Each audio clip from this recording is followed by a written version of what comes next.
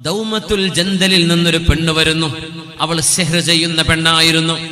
സിഹ്ർ ചെയ്യുന്ന പെണ്ണുങ്ങളെ, പൊന്നാര പെണ്ണുങ്ങളെ, അള്ളാഹുവിനെ ഭയപ്പെട്ടോളൂ. ഇത് കേൾക്കുന്ന, ലൈവ് കേൾക്കുന്ന ആളുകളുണ്ടായി, പരിപാടിക്ക് ഇവിടെ വന്നിരിക്കുന്നവരെ. സിഹ്ർ അക്ബറുൽ ഖബായിറാണ്. അള്ളാഹിനെ പേടിച്ചോളൂ. വൻപാപങ്ങളിൽപ്പെട്ട വൻപാപമാണ്, ചെറുതല്ല. ഒരാളെ ബുദ്ധിമുട്ടാക്കണം എന്നുദ്ദേശിച്ചിട്ട് ഏതെങ്കിലും ആളുകൾ, അത് തലപ്പാവ് കെട്ടിയ ഉസ്താദുമാര് വരെ അതിലുണ്ട്, സിഹ്ർ ചെയ്യുന്നവർ. അള്ളാഹു അവർക്ക് തൗബ ചെയ്യാൻ അവസരം കൊടുക്കട്ടെ. എന്താണ് ത്വൽസമാത്ത്, എന്താ അസ്മാ എന്ന് പറയാൻ കിട്ടുന്ന പുസ്തകം വെച്ചിട്ട് കള്ളി വരച്ചിരിക്കുകയാണ്. പച്ചയായ സിഹ്ർ ചെയ്യുക, മനുഷ്യന്മാരെ ബുദ്ധിമുട്ടാക്കുക, പ്രയാസപ്പെടുത്തുക, രോഗികളാക്കിയ, പിശാചിനെ കൊണ്ട് ഉപദ്രവിപ്പിക്കുക. ഇതിന് ഉസ്താദിനെ കാണാൻ വേണ്ടി പോണം, ഇന്നയാളെ കാണാൻ വേണ്ടി പോണം എന്ന് പറഞ്ഞ് സിഹറിന്റെ പണിയെടുക്കാൻ വേണ്ടി പോകുന്നവരിൽ ബഹുഭൂരിഭാഗം ആളുകൾ പെണ്ണുങ്ങളാണ്. ഇത് പറയാതെ വയ്യ. പൊന്നാര പെണ്ണുങ്ങളെ, നിങ്ങളോട് സ്നേഹം കൊണ്ട് പറയാണ്, അള്ളാഹുവിനെ ഭയപ്പെട്ടോളി. ഒരു മനുഷ്യനെ എങ്ങാനും ബുദ്ധിമുട്ടാക്കുന്ന ഒരു പണി, ഒരാൾക്ക് നിങ്ങൾ 100 രൂപ കൊടുത്താൽ മതിയാവും. ചിലപ്പോ ഒരു മനുഷ്യന്റെ ലക്ഷങ്ങൾ തകർന്നു പോകാൻ. ജീവനോടെ നടക്കുന്ന ഒരു മനുഷ്യനെ രോഗിയായി കിടത്താൻ നിങ്ങൾ ഈ സിഹ്ർ ചെയ്യുന്നവന് കൊടുക്കുന്ന ഏതെങ്കിലും ചെറിയ ദക്ഷിണ മതിയാവും. മുസ്ലിം അല്ലാത്തവരോടും മുസ്ലിമീങ്ങളോടും ചെന്നിട്ട് പച്ചയായ സിഹ്ർ ചെയ്യിപ്പിക്കുന്ന പരിപാടി. അതുകൊണ്ടാണ് ഖുർആൻ വമിൻ ശർറിൻ നഫ്ഫാസാതി ഫിൽ ഉഖദ, കെട്ടുകളിൽ ഊതുന്ന നഫ്സുകൾ എന്നവിടെ അർത്ഥമുണ്ട്. അതോടൊപ്പം തന്നെ കെട്ടുകളിൽ ഊതുന്ന പെണ്ണുങ്ങൾ, സിഹ്ർ ചെയ്യുന്ന പണി ഏറ്റവും കൂടുതൽ ചെയ്യിപ്പിക്കുന്നത് പെണ്ണുങ്ങളാണ് എന്ന് അല്ലാഹു അവിടെ സൂചിപ്പിച്ചിട്ടുണ്ട്. അല്ലാഹുവിനെ ഭയപ്പെട്ടോളൂ. എങ്ങാനും തൗബ ചെയ്യാൻ കഴിയാതെ മരിച്ചാൽ നരകമാണ്. അള്ളാഹു ആ തൗബ സ്വീകരിച്ചില്ലെങ്കിൽ നരകമാണ് അതിന്റെ ശിക്ഷ. ഒരു മനുഷ്യനോട് ദുൽമ ചെയ്യാൻ, ആരോടെങ്കിലും വെറുപ്പുണ്ടായതിന്റെ പേരിൽ, ആരോടെങ്കിലും ദേഷ്യമുള്ളതിന്റെ പേരിൽ ഇതുപോലെയുള്ള സിഹറിന്റെ പണി ഒരാൾക്കും ഈ ശറഅ് അനുവദിച്ചിട്ടില്ല, ചെയ്യാൻ പാടില്ല. പഠിക്കൽ ഹറാമാണ്, അത് ചെയ്യൽ ഹറാമാണ്, അത് ചെയ്യുന്നവരുടെ പോകൽ ഹറാമാണ്, അതിന് ഓട്ടോറിക്ഷ വിളിക്കൽ ഹറാമാണ്, പൈസ കൊടുക്കൽ ഹറാമാണ്. ഇതിന്റെ പേരിൽ ഈ പച്ചയായ സിഹ്ർ നാടുകളിൽ എല്ലാവിധ അമ്പലത്തിലും അവിടെ ഇവിടെയും ഉസ്താദന്മാര് പലരും, അതിൽ നല്ല ആൾക്കാരുണ്ട്, സ്വാലിഹീങ്ങളായ ആബിദീങ്ങളായ, അള്ളാഹുവിനെ ഭയപ്പെടുന്ന, ദുആ ചെയ്യുന്ന, റുഖിയ ചെയ്യുന്ന, നല്ല ചികിത്സ ചെയ്യുന്ന ആലിമീങ്ങളുണ്ട്. പക്ഷേ കള്ള നാണയങ്ങളും നല്ല നാണയത്തിന്റെ അടിയിലൂടെ പോകുന്നുണ്ട്. എന്നിട്ട് സിഹ്ർ ചെയ്യിപ്പിക്കുക, മനുഷ്യന്മാരെ ബുദ്ധിമുട്ടാക്കുക. എന്റെ അയൽവാസി പെണ്ണ് കുടുങ്ങണം, ഇവനിങ്ങനെ അടങ്ങേറാവണം, അവന്റെ ആ വീടൊന്ന് നഷ്ടപ്പെടണം, അവന്റെ ആ ജോലി ഒന്ന് പോയി കിട്ടണം, അവനൊന്ന് തലകുത്തനെ ഗൾഫിൽ നിന്നിട്ട് വരണം. ഇതൊക്കെയാ ലക്ഷ്യങ്ങള്. യാ അല്ലാഹ്, സംഘടനാ വൈരാഗ്യങ്ങളുടെ പേരിൽ നടക്കുന്നത് വേറെ. ഇതൊന്നും ഒരു നിലക്കും അള്ളാന്റെ മുമ്പിൽ ന്യായീകരിക്കാൻ പറ്റൂലേ. ലാ നുഹല്ലിലു ഹറാമൻ വലാ നുഹർരിമു ഹലാലൻ. ഒരു ഹലാലിനെ ഹറാമാക്കാനോ ഒരു ഹറാമിനെ ഹലാലാക്കാനോ ഒരു പടപ്പിനെ കൊണ്ടും പറ്റില്ല. ഹറാം ഹറാമ് തന്നെയാണ്. അത് കെട്ടി ചെയ്താലും കെട്ടാതെ ചെയ്താലും. അള്ളാഹു കാത്തുരക്ഷിക്കട്ടെ. സാഹിറത്തിന് വലിയ ശിക്ഷയാണ് ശറഅ് വിധിച്ചിട്ടുള്ളത് സിഹ്ർ ചെയ്യുന്നവർക്ക്. അങ്ങനത്തെ ഒരു പെണ്ണ് ദൗമത്തുൽ ജന്ദലിൽ നിന്ന് വന്നു. സൗദി അറേബ്യയുടെ ഖസീം അഹ്സാഇന്റെ ആ ഒരു ഭാഗങ്ങളിൽ ഇന്നുമുള്ള സ്ഥലമാണ് ദൗമത്ത് ജന്ദൽ. അവിടെ നിന്നൊരു പെണ്ണ് വന്നു. ആ പെണ്ണ് മദീനയിൽ വന്ന് കരയാണ്. ആ പെണ്ണിന് അന്ന് അറിയില്ലായിരുന്നു. അവൾ സിഹ്ർ ചെയ്ത് കൊടുക്കും. ആളുകൾ വരുന്നു, സിഹ്ർ ചെയ്തു. മനുഷ്യന്മാരുടെ രൂപങ്ങൾ ഉണ്ടാക്കുക, കൊച്ചു കുഞ്ഞുങ്ങളുടെ ഡ്രസ്സ്, കൊച്ചു കുഞ്ഞുങ്ങളുടെ തലമുടി, അവരുടെ നഖം, അവരുടെ വീട്ടിലുപയോഗിക്കുന്ന കൊച്ചു ടോയ്, പിഞ്ചു മക്കള്, ആ മക്കൾക്ക് വരെ ഉപദ്രവം ചെയ്യുന്ന സാഹചര്യങ്ങളുണ്ട്.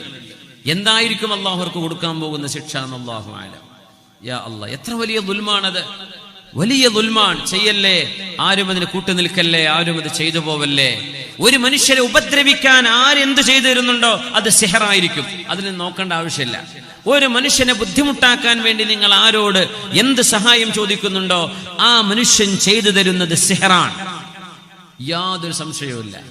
അത്തരം ആളുകളുടെ അടുത്ത് പോകാനും പാടില്ല, അവരെ സമീപിക്കാനും പാടില്ല. അവര് തൗബ ചെയ്ത് മടങ്ങേണ്ടവരാണ്, പോകുന്നവരും ചെയ്തു കൊടുക്കുന്നവരും. ഇതൊക്കെ അറദുൽ ഹയാത്തി ദുന്യാ, 2 റുപ്യ കിട്ടിയെന്ന് വരും അല്ലേ. ദുന്യാവിൽ നല്ല വണ്ടിയും കാറൊക്കെ ഉണ്ടായി വലിയ ഉഷാറായി എന്ന് വരും. ഖബറിൽ ചെന്ന് കിടക്കുന്നൊരു ലോകം നമ്മൾ കാത്തിരിക്കണില്ലേ, പരലോകം നമ്മൾ കാത്തിരിക്കണില്ലേ. നമ്മൾ എന്താ വിചാരിച്ചത്?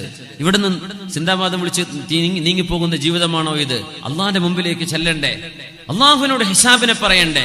അള്ളാഹുവിന്റെ ഇബാദത്തുകളെ ബുദ്ധിമുട്ടാക്കാൻ എന്ത് ന്യായം നമ്മൾ പറയും? അള്ളാഹുവിനോട് എന്ത് ന്യായം പറയും? നമുക്കെന്താ റബ്ബിനോട് പറയാനുണ്ടാവുക? ഒരു മനുഷ്യനെ ബുദ്ധിമുട്ടാക്കാൻ നമ്മൾ ചെയ്യുന്ന ഈ ദുൽമുകൾക്ക് അള്ളാഹുവിനെ സൂക്ഷിച്ചോളൂ. ഇത്തഖുല്ലാഹ ഹഖ്ക തുഖാതി, അള്ളാഹിനെ പേടിക്കേണ്ട വിധം പേടിച്ചോളൂ എന്ന് എന്റെ സ്വന്തം നഫ്സിനോടും നിങ്ങളോട് ഞാൻ വസിയത്ത് ചെയ്യുകയാണ്. വല്ലാഹു അലാ ദാലിക ഷഹീദ്. പെണ്ണുങ്ങളെ, ആണുങ്ങളെ, സിഹർ ചെയ്യാൻ വേണ്ടി പോകുന്നത് ഹറാമാണ്, കുറ്റകരമാണ്. കൈരേഖ നോക്കുന്ന ഒരാളുടെ അടുത്ത് പോകുന്നത് പോലും അങ്ങനെയല്ലേ പറഞ്ഞത്? മൻ അതാ അറാഫൻ ഔ കാഹിനൻ ഫസദ്ദഖഹു മാ യഖൂൽ ഫഖദ് കഫറ ബിമാ ഉൻസില അലാ മുഹമ്മദിൻ സ്വല്ലല്ലാഹു അലൈഹി വസല്ലം. കൈരേഖ നോക്കുന്ന ഒരാൾ, കൈരേഖ വെറുതെ പറയും, കൈ നോക്കട്ടെ, എനിക്കൊന്നും വേണ്ട, നിങ്ങളൊന്നും തരണ്ട, ഞാൻ വെറുതെ നോക്കിക്കോട്ടെ, അങ്ങനെ കൈ നീട്ടി കൊടുക്കാൻ, നിങ്ങൾക്ക് എത്ര ആയുസ്, ഇന്നതൊക്കെ നടക്കും എന്ന് ഏതെങ്കിലും ഒരാൾക്ക് വേണ്ടി കൈ നീട്ടി കൊടുക്കുകയും ആ മനുഷ്യൻ പറയുന്നത് വിശ്വസിക്കുകയും ചെയ്താൽ ഇസ്ലാമിൽ നിന്ന് അയാൾ പുറത്തുപോയി എന്ന് ഹബീബുനാ റസൂലുള്ളാഹി സ്വല്ലല്ലാഹു അലൈഹി വസല്ലം. ഇത് പറഞ്ഞ എന്താ വേണ്ടത്? ഇസ്ലാമിൽ നിന്ന് പുറത്തുപോയി. ഒരാൾ വിശ്വസിക്കാതെ വെറുതെ ചെയ്തു, 40 ദിവസത്തെ അയാളുടെ ഇബാദത്തുകൾക്ക് അള്ളാഹു പ്രതിഫലം കൊടുക്കുകയില്ല. 40 ദിവസത്തെ അമല് എങ്ങനെയെന്നറിയോ? വെറുതെ ഒന്ന് വായിച്ചു, കൈരേഖാശാസ്ത്രം വെറുതെ വായിച്ചു, ഒരു എന്താ പറയാ, ആസ്ട്രോളജി എന്നല്ലേ പറയാ അതിന്, ഹൊറോസ്കോപ്പ് അല്ലേ, എന്താണ് മലയാളത്തിൽ പറയല്ലേ, എന്താണ്, രാശി നോക്കുന്ന പരിപാടി. അത് വെറുതെ വായിച്ചു രസായിട്ട് 40 ദിവസത്തെ അമല് പൊളിഞ്ഞു പോകും. വെറുതെ വായിച്ചാൽ വിശ്വസിച്ചോ, ഇസ്ലാം എന്ന് പുറത്തും പോകും. എന്റെ നാളെ ഇന്നതാലേ, അപ്പൊ എനിക്ക് അടുത്ത ആഴ്ച ഇന്നത് വരുമല്ലേ, ആ എഴുതിയതോ പറഞ്ഞതോ വിശ്വസിച്ചാൽ ഇസ്ലാം എന്ന് പുറത്തുപോയി എന്നാ ഹബീബിന്റെ ഹദീത്ത് സ്വല്ലല്ലാഹു അലൈഹി വസല്ലം. അത്ര ഗൗരവം. പിന്നെന്റെ സാഹിറിന്റെ വിഷയങ്ങൾ. സാഹിര്യങ്ങൾ മനുഷ്യന്മാരെ പഴപ്പിക്കാൻ വരുന്നവരാ.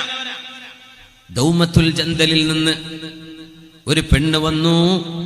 മഹദിയായ ആയിഷ ബീവി റളിയല്ലാഹു അൻഹയാണ് കഥ പറയുന്നത്. ആയിഷ ബീവി പറയുന്ന ഒരു പെണ്ണ് കരഞ്ഞു ഓടി നടക്കുന്നുണ്ട് മദീനയിൽ. എന്താ കാരണം? ഒരുപാട് ആളുകൾക്ക് സിഹർ ചെയ്ത പെണ്ണാണ്, ഒരുപാട് ആളുകൾ ഉപദ്രവിച്ച പെണ്ണാണ്, പൈശാചിക പൂജ നടത്തിയിരുന്ന പെണ്ണാണ്. അങ്ങനെ അല്ലാഹുവിന്റെ റസൂലിനെ തേടി വന്നിരിക്കുകയാണ്. റസൂലുള്ളാഹിനോടൊന്ന് പറഞ്ഞിട്ടിരിക്കുന്നു നന്നാവണം. പറഞ്ഞില്ല, വിവരമില്ലായിരുന്നു. സിഹർ ചെയ്യുകയായിരുന്നു പണി. റസൂലുള്ള ജീവിച്ചിരിപ്പുണ്ടോ, ഹബീബായ തങ്ങൾ ജീവിച്ചിരിപ്പുണ്ടോ എന്ന് അന്വേഷിച്ചു വന്നു. മദീനയിൽ വന്നു. ഞങ്ങൾ പറഞ്ഞു ഹബീബ് വഫാത്തായി കിടക്കുകയാണ്, ഹബീബിന്റെ റൗളയാണിത്. ഹബീബിന്റെ റൗള കാണിച്ചപ്പോ ആ പെണ്ണ് പൊട്ടിക്കരഞ്ഞു. മദീനയിൽ അലഞ്ഞു തിരിഞ്ഞ് ഓടി കതച്ച് കരഞ്ഞു നടക്കുന്നു.